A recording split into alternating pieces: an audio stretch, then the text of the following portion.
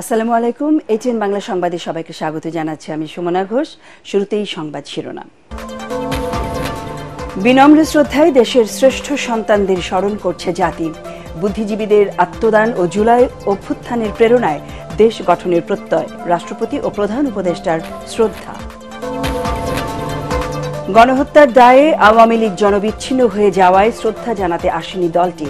মন্তব্য মির্জা ফখরুলের। রাষ্ট্র গঠনের লড়াইকে এগিয়ে নেওয়ার অঙ্গীকার নাগরিক কমিটির।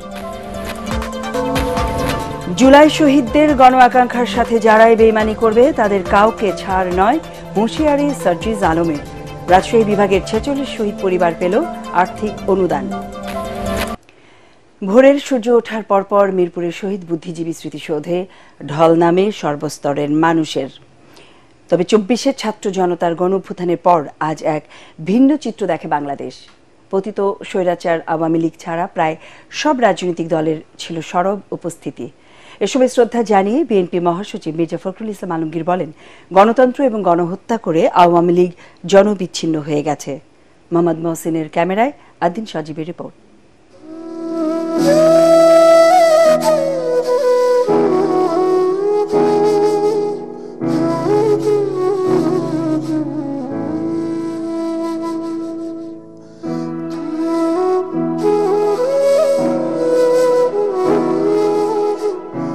যাদের বুদ্ধিবৃত্তিক চর্চায় এসেছে বাংলাদেশের স্বাধীনতা, আমরা পেয়েছি এই লাল সবুজের পতাকা, তাদের কি করে ভুলবে জাতি।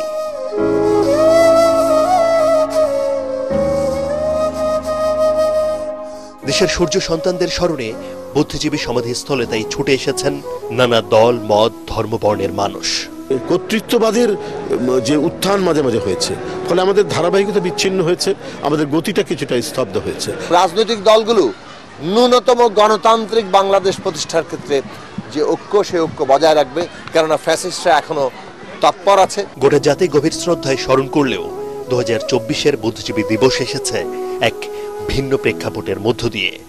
ছাত্র জনতার রক্তের বিনিময়ে আওয়ামী দুঃশাসনের পতন হয়েছে এই বাংলায়। যে আকাঙ্ক্ষা এবং যে প্রতিশ্রুতির কারণে মুক্তিযুদ্ধ হয়েছিল, সেটা পরবর্তীতে যারাই ক্ষমতায় এসেছে তারা কখনো এটা বাস্তবায়ন করেনি। তার মধ্যে সিংহভাগ দায় আওয়ামী লীগকে নিতে হবে। আমরা একটি ভূখণ্ড পেয়েছি, সুতরাং কোনোভাবেই 71-এর সাথে 24-কে বিতর্কিত করবেন না। বিএনপি এবং তার অঙ্গ ও সহযোগী সংগঠন, গণ অধিকার পরিষদ, গণসংহতি আন্দোলন সহ ফেসিবাদ বিরোধী প্রায় সব রাজনৈতিক দলের সরব উপস্থিতি থাকলেও অনেকটা স্বাভাবিকভাবেই দেখা মেলেনি আওয়ামী লীগের কোনো ব্যানার। যারা গণতন্ত্রকে হত্যা করেছে, যারা মানুষকে হত্যা করেছে, গণতান্ত্রিক স্বাধীনতা মানুষদেরকে যারা স্বাধীনতায় বিক্রি করে দিয়েছে, তারা অবশ্যই জনগণ থেকে বিচ্ছিন্ন হয়ে গেছে ও সঙ্গত কারণেই আজকে তারা সেখানে অনুপস্থিত। 1971 থেকে 2024 সময়টা অনেক। এবার মুক্তিযুদ্ধের আসল ইতিহাসের ঝকঝকে চেহারা দেখতে চায় বাংলাদেশ। স্বাধীনতার অনেকটা বছর হয়ে গেছে, কিন্তু এখনো বৈষম্যহীন বাংলাদেশের জন্য জীবন বাজি রাখতে হয় এদেশের ছাত্র, শ্রমিক, জনতা সবাইকে। কিন্তু কেন এমন জুলাই বিপ্লব করতে হবে একটা সুন্দর বাংলাদেশের জন্য, যেখানে বৈষম্য থাকবে না? এই প্রশ্নটা যখন উঠছে তখন সবাই মনে করেন আর নয়, আর একটা প্রাণও যেন না ঝরে। সবাই মিলে, সব রাজনৈতিক দল, মত, পার্থক্য থাকতে পারে, কিন্তু ভিন্নতা থাকলেও সবাই এক হয়ে দেশের প্রয়োজনে দেশকে এগিয়ে নেওয়ার জন্য কাজ করে যাবে। তাহলেই এই বাংলাদেশ হবে আমাদের কাঙ্ক্ষিত বাংলাদেশ। আদিন সজীব, এটিএন বাংলা, ঢাকা। 24-এর চেতনায় মুক্তিযুদ্ধকে অনুপ্রেরণা হিসেবেই দেখছে ছাত্র প্রতিনিধিরা। এই দুইয়ের মাঝে কোনো বিভেদ নেই বলে জানান তারা। মিরপুরের শহীদ বুদ্ধিজীবী স্মৃতিসৌধে শ্রদ্ধা জানাতে এসে জাতীয় নাগরিক কমিটির নেতারা বলেন, শহীদ বুদ্ধিজীবীদের স্বপ্নকে ধারণ করেই রাষ্ট্র গঠনের লড়াইকে এগিয়ে নিতে হবে, যার কারণে সবাইকে ঐক্যবদ্ধ থাকার আহ্বানও জানান তারা। বিস্তারিত মাজহারুল হক মুহাজিরের রিপোর্টে।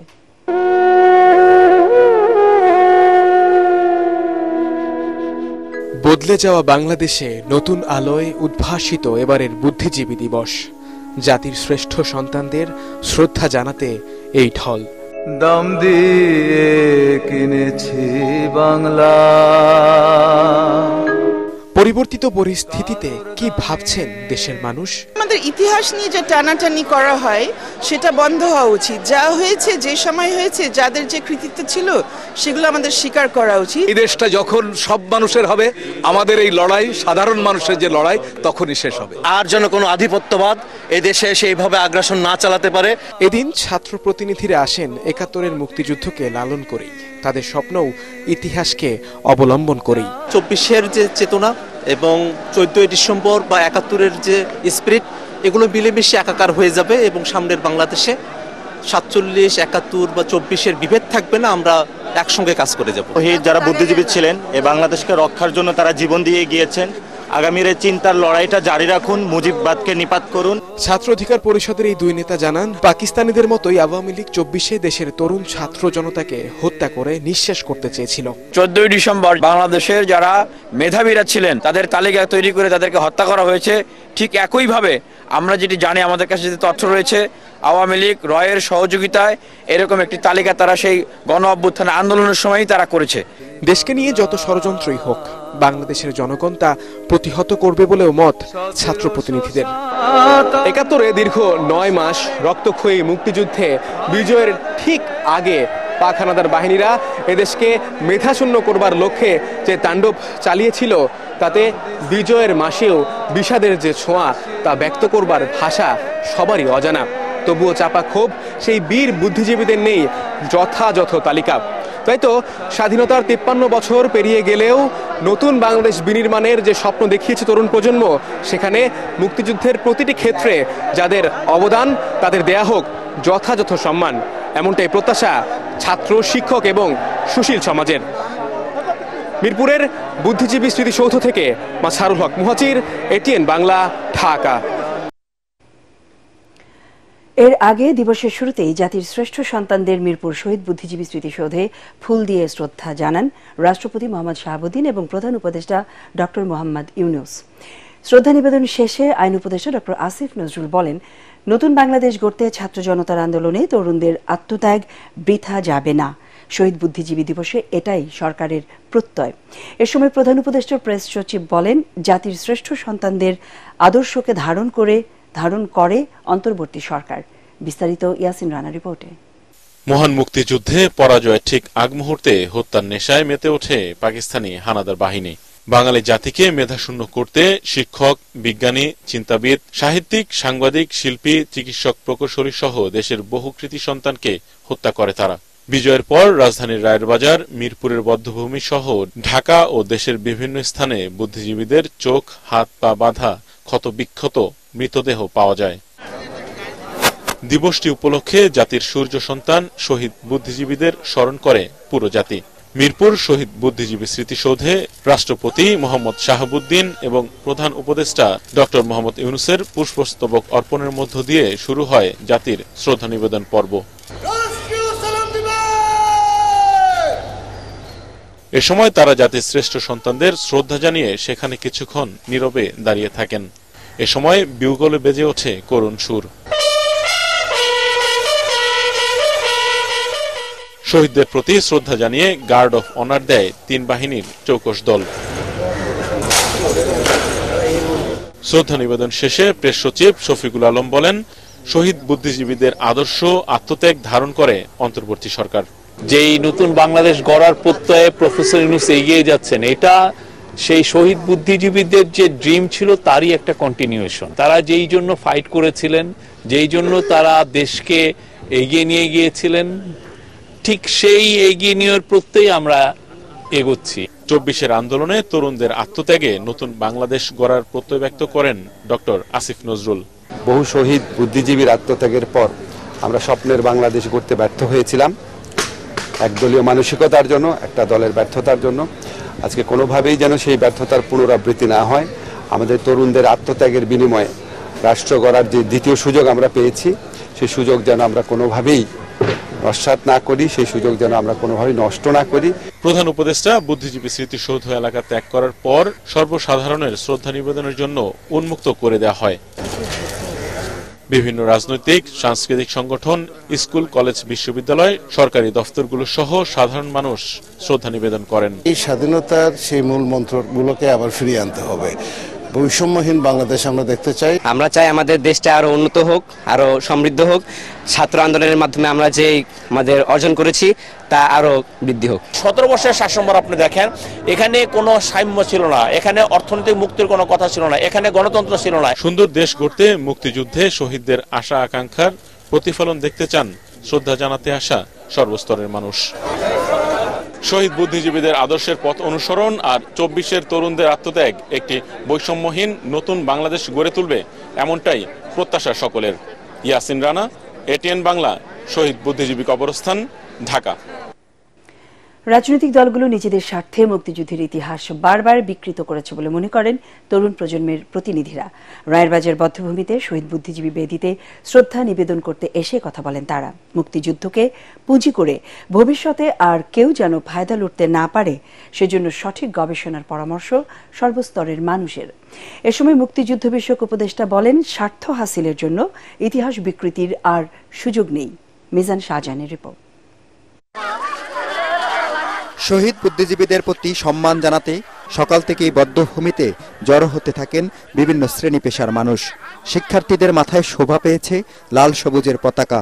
আমরা তো কখনো সেই ঋণ পূরণ করতে পারবো না, তো আজকে এখানে এসেছি তাদেরকে শ্রদ্ধা জানানোর জন্য। সম্মান জানাতে এসে সাধারণ মানুষ বলেন, ৭১ সালে দেশের স্বার্থে সব বুদ্ধিজীবী ঐক্যবদ্ধ হতে পেরেছিলেন, কিন্তু এখন দেখা যায় উল্টো চিত্র।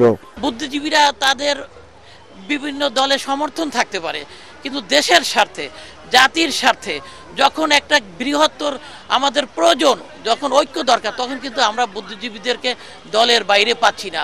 সরকারের পক্ষ থেকে শ্রদ্ধা জানান মুক্তিযুদ্ধ বিষয়ক উপদেষ্টা, বলেন ইতিহাস বিকৃতির আর সুযোগ নেই। মুক্তিযুদ্ধ হয়েছে জাতিগতভাবে, মুক্তিযুদ্ধ তার খণ্ডিতভাবে হয় নাই। এগুলো সমস্ত জনগণ মুক্তিযুদ্ধে অংশগ্রহণ করেছে, সেটা ৭১-এর নিরিখেই নির্ণীত হবে। এটা এখনকার প্রেক্ষাপটে তো সেটাকে বিবেচ্য বিষয়ে আনা যাবে না। মহান মুক্তিযুদ্ধের চেতনা ধারণ করে জাতীয় স্বার্থে সব বাংলাদেশি এক কাতারে দাঁড়াতে পারলেই বৈষম্যমুক্ত সোনার বাংলা প্রতিষ্ঠা সম্ভব বলে মনে করে ছাত্র জনতা। বদ্ধভূমিতে আসা সাধারণ মানুষ বলছেন, ৭১-এর শহীদ বুদ্ধিজীবীদের প্রতি শ্রদ্ধা জানিয়ে হলেও বর্তমান সময়ের বুদ্ধিজীবীদের উচিত দলীয় লেজুরবৃত্তি বন্ধ করা। এসব বুদ্ধিজীবীদের নামের আগে লাল, নীল, হলুদ, বেগুনি, হালকা গোলাপি, রানী গোলাপি এসব ব্যানার দেখতে চান না সাধারণ মানুষ। মিজান শাহজাহান, এটিএন বাংলা, ঢাকা। বিজয়ের আগ মুহূর্তে ভারত বুদ্ধিজীবী হত্যা করেছিল বলে মন্তব্য করেছেন জামায়াত নেতারা। তারা বলেন, পরিকল্পিত ওই হত্যাকাণ্ডের সহযোগী ছিল আওয়ামী লীগ। শহীদ বুদ্ধিজীবী দিবস উপলক্ষে জাতীয় প্রেস ক্লাবে জামায়াতে ইসলামী ঢাকা মহানগর দক্ষিণ আয়োজিত আলোচনা সভায় দলটির নেতারা আরও বলেন, স্বাধীনতার ৫৩ বছরেও ভারত বন্ধুত্বের পরিচয় দিতে পারেনি। এই দেশ যদি পদানত থাকে, এটি করদ রাজ্যে পরিণত হয়, ভারতের একটা বাজারে পরিণত হয়, তাহলেই তো ভারতের লাভ বেশি। ফলে জাতির শ্রেষ্ঠ সন্তানরা যদি বেঁচে থাকে, তাদের গবেষণা, তাদের চিন্তা, তাদের আবিষ্কার, তাদের মেধা, তাদের স্ট্যামিনা, তাদের এনার্জি, বিজ্ঞান প্রযুক্তির এই চরম উৎকর্ষতার যুগে এই জাতির সেরা সন্তানকে দুনিয়ার বুকে মাথা উঁচু করে দাঁড়ানো একটি জাতিতে যারা পরিণত করতে পারে, তাদেরকে শেষ করে দেওয়ার চক্রান্ত তো তাদেরই হতে পারে, আর কারো হতে পারে না।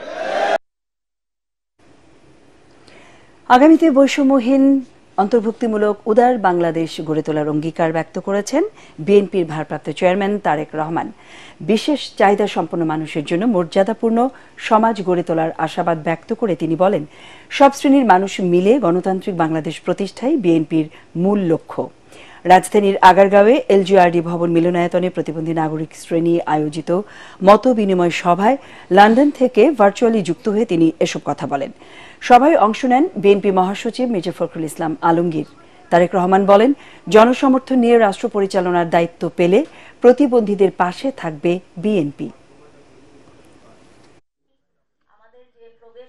আমরা বিশেষ চাহিদা সম্পন্ন ব্যক্তিদের জন্য একটি মর্যাদাপূর্ণ, সক্ষম এবং সমৃদ্ধ সমাজ গড়ে তুলতে চাই। ইনশাআল্লাহ আপনাদের পাশে আমরা থাকব। আপনাদের প্রতিবন্ধকতা আমাদের সবার প্রতিবন্ধকতা। আমরা সবাই মিলে একসাথে যে গণতান্ত্রিক বাংলাদেশ গড়ে তুলব সেটি হবে সবার জন্য ফেয়ার। আসুন আমরা সবাই মিলে একটি গণতান্ত্রিক বাংলাদেশ গড়ে তুলি, যার ভিত্তি হবে বৈষম্যহীন, অন্তর্ভুক্তিমূলক এবং উদার তান্ত্রিক সমাজ নির্মাণ। জুলাই শহীদদের গণ আকাঙ্ক্ষার সাথে যারাই বেইমানি করবে তাদের কাউকে ছাড় দেওয়া হবে না বলে মন্তব্য করেছেন শহীদ স্মৃতি ফাউন্ডেশনের সাধারণ সম্পাদক সার্জিস আলম। দুপুরে রাজশাহী জেলা শিল্পকলা একাডেমি মিলনায়তনে শহীদ পরিবারের মাঝে চেক হস্তান্তর অনুষ্ঠানে তিনি এই মন্তব্য করেন। অনুষ্ঠানে রাজশাহী বিভাগের ৪৬ জন শহীদ পরিবারের প্রত্যেককে ৫ লাখ টাকার চেক প্রদান করা হয়।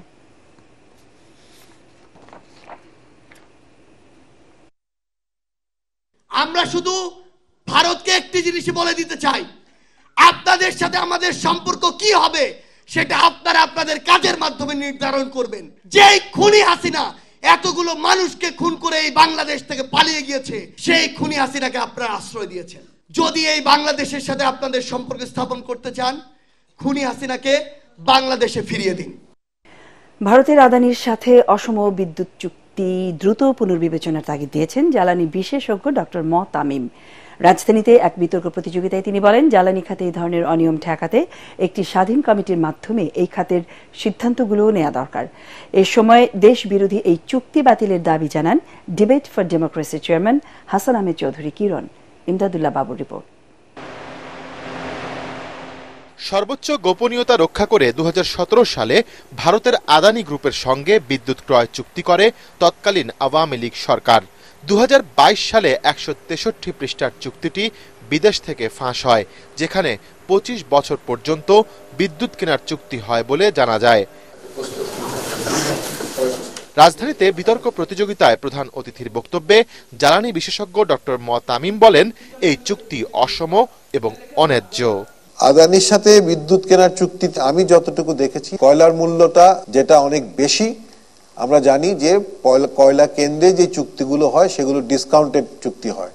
সেই ডিসকাউন্টটা আমাদের বাকি কয়লা কেন্দ্রগুলোর জন্য প্রযোজ্য আছে, কিন্তু এটার মধ্যে নেই। আরো যেটা আছে সেটা হচ্ছে যে 40% বিদ্যুতের মূল্য আমাদের দিতে হবে যদি আমরা কোনো বিদ্যুৎ ব্যবহার নাও করি। 100% তো ক্যাপাসিটি পেমেন্ট দিতে হবেই। এতে দ্রুত চুক্তিটি জাতির সামনে প্রকাশের অনুরোধ জানান অনুষ্ঠানের সভাপতি ও ডিবেট ফর ডেমোক্রেসির চেয়ারম্যান হাসান আহমেদ চৌধুরী কিরণ। বাংলাদেশের স্বার্থ সংরক্ষিত হয় নাই আদানি বিদ্যুৎ চুক্তিতে, এবং যে বিদ্যুৎ চুক্তিতে যিনি স্বাক্ষর করেছেন তিনি নিজে বলেছেন তিনি বিদ্যুৎ চুক্তিটি পড়ে দেখতে পারেননি। কাদের চাপে সেই চুক্তিতে স্বাক্ষর করেছিলেন বাংলাদেশের জনগণ এখনো পর্যন্ত জানে না সেই চুক্তিতে কি আছে। সবকিছু আমাদেরকে প্রকাশ করা দরকার। জ্বালানি খাতে স্বচ্ছতা নিশ্চিতে দুর্নীতিবাজদের দৃষ্টান্তমূলক শাস্তি নিশ্চিতেরও দাবি করেন তারা। এই বিদ্যুতের মাফিয়ারা 1500 ছাত্র জনতা নয় 18 কোটি মানুষকে তারা খুন করে গিয়েছে। এই খুনিদেরকে বিদ্যুতের মাফিয়াদেরকে যারা 18 কোটি মানুষের কপালে আজকে দাগ লাগিয়ে দিয়ে গেছে, সেই 18 কোটি মানুষের কপালে দাগ লাগানো বিদ্যুতের মাফিয়াদেরকে চিহ্নিত করে নিয়ে এসে বাংলাদেশে জ্বালানি বিদ্যুৎ খাতকে আমরা স্বাবলম্বী করে তুলব। মন্ত্রণালয় আমলা এবং রাজনীতিবিদরা জ্বালানি উন্নয়ন নিয়ন্ত্রণ করতে পারে। একটা নিজস্ব ক্ষমতা সম্পন্ন একটি কমিটি বা একটি সংস্থা যদি হয় ইন্ডিপেন্ডেন্ট, তারা যদি এই সিদ্ধান্তগুলো নেয় তাহলে ক্ষমতার বিকেন্দ্রীকরণের মাধ্যমে আমরা কিন্তু দুর্নীতিটাকে কমিয়ে আনতে পারি। প্রতিযোগিতায় আমেরিকান ইন্টারন্যাশনাল ইউনিভার্সিটিকে হারিয়ে ড্যাফোডিল ইন্টারন্যাশনাল ইউনিভার্সিটির বিতার্কিকরা বিজয়ী হন। ইমদাদুল্লাহ বাবু, ATN বাংলা, ঢাকা। এবারে আল আরাফা ইসলামী ব্যাংক অর্থ সংবাদ।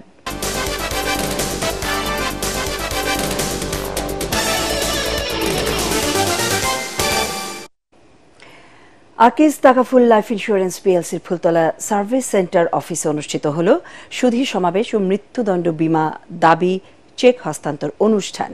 এতে প্রধান অতিথি ছিলেন কোম্পানির মুখ্য নির্বাহী কর্মকর্তা আলমগীর চৌধুরী। এ সময় তিনি জানান, প্রতিষ্ঠানটি অর্জিত প্রিমিয়ামের বড় একটি অংশ প্রথম বছর থেকেই বিনিয়োগ করে আসছে, ফলে গ্রাহকের আমানত হচ্ছে সুরক্ষিত। এ সময় প্রতিষ্ঠানটির উপ ব্যবস্থাপনা পরিচালক আবু ইউসুফ, খুলনা বিভাগের AMD sales and marketing Mohiul Islam, কোম্পানির Fultala service centre incharge GM sales and marketing Sheikh Akbar Hossain উপস্থিত ছিলেন। সন্ধানী লাইফ ইন্স্যুরেন্স আন্তর্জাতিক সংবাদ।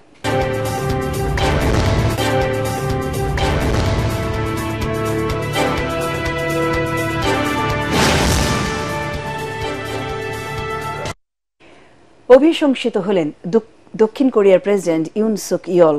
সম্প্রতি দেশটিতে সামরিক আইন জারি নিয়ে অস্থিরতার জেরে তার বিরুদ্ধে মাত্র ৮ দিনের ব্যবধানে দুবার অভিশংসন প্রস্তাব আনা হয়েছে। আল জাজিরা জানায়, ভোটে ইয়নের দল পিপলস পাওয়ার পার্টির কয়েকজন সদস্য সহ মোট ২০৪ জন সদস্য অভিশংসনের পক্ষে ভোট দেন, যা মোট এমপির ২/৩ বেশি। প্রেসিডেন্ট অভিশংসনে পড়লেও আইনি জটিলতার কারণে তিনি এ পদেই বহাল থাকবেন, তবে তার কোনো নির্বাহী ক্ষমতা থাকবে না। ফলে দক্ষিণ কোরিয়ার সংবিধান অনুসারে প্রধানমন্ত্রী হ্যান ডাক-সু ভারপ্রাপ্ত প্রেসিডেন্ট হিসেবে দায়িত্ব পালন করবেন। এবারে পার্টেক্স খেলার খবর।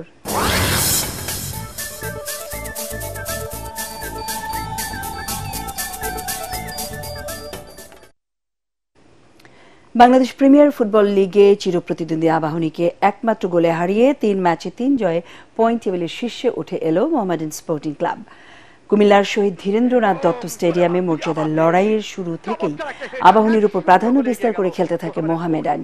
তবে প্রথমার্ধের খেলা শেষের ইনজুরি টাইমে অধিনায়ক সুলেমান দিয়াবাতের গোলে লিড নেয় সাদা কালো শিবির।